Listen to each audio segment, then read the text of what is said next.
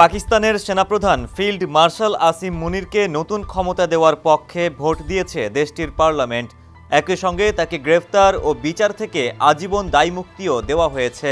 সমালোচকরা বলছে এই পদক্ষেপের ফলে দেশটিতে স্বৈরতন্ত্রের পথ আরও প্রশস্ত হয়েছে।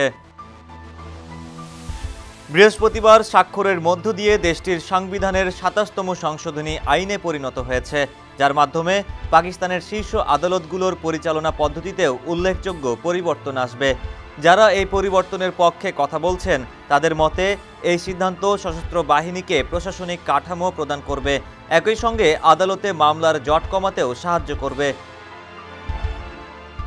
পারমাণবিক অস্ত্রধারী এই দেশটির রাজনীতিতে দীর্ঘদিন ধরে গুরুত্বপূর্ণ ভূমিকা পালন করে আসছে সেনাবাহিনী। কখনো কখনো তারা অভ্যুত্থানের মাধ্যমে ক্ষমতা দখল করেছে, আবার অনেক সময় পর্দার আড়ালে থেকে কলকাঠি নেড়েছে। পাকিস্তানের ইতিহাসে জেনারেল পারভেজ মোশাররফ এবং জেনারেল জিয়াউল হকের মতো সামরিক নেতাদের প্রকাশ্য নিয়ন্ত্রণের ফলে দেশটি একাধিকবার দোদুল্যমান পরিস্থিতির মধ্যে পড়েছে। বেসামরিক এবং সামরিক বাহিনীর মধ্যে ক্ষমতা এই ভারসাম্যকে হাইব্রিড শাসন হিসাবে উল্লেখ করেছেন বিশ্লেষকরা।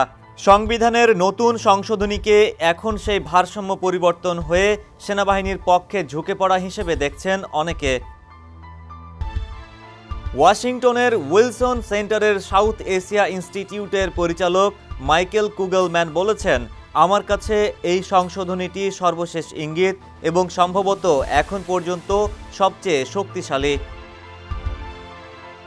সংবিধানের এই সর্বশেষ সংশোধনীর ফলে ২০২২ সালের নভেম্বর থেকে সেনাপ্রধান হিসেবে দায়িত্ব পালনকারী মুনির এখন পাকিস্তানের নৌ ও বিমান বাহিনীরও তত্ত্বাবধান করবেন।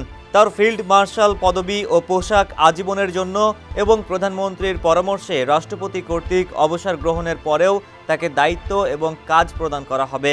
ধারণা করা হচ্ছে যে এই সিদ্ধান্তের কারণে তিনি আজীবন জনপরিসরে কোনো না কোনো গুরুত্বপূর্ণ ভূমিকায় থাকবেন।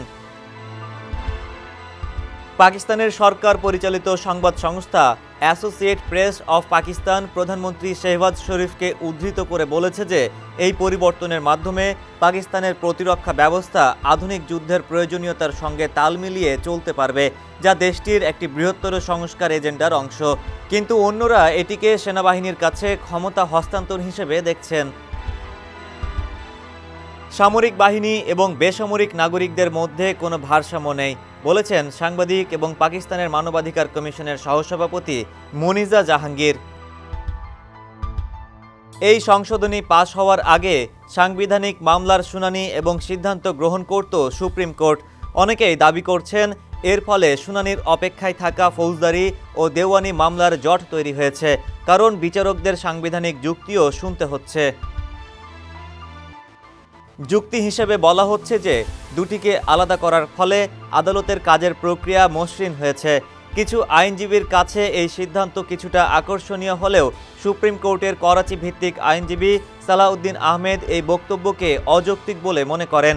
তিনি উল্লেখ করেন যে পাকিস্তানে বিচারাধীন বেশিরভাগ মামলা কিন্তু সুপ্রিম কোর্টে নেই।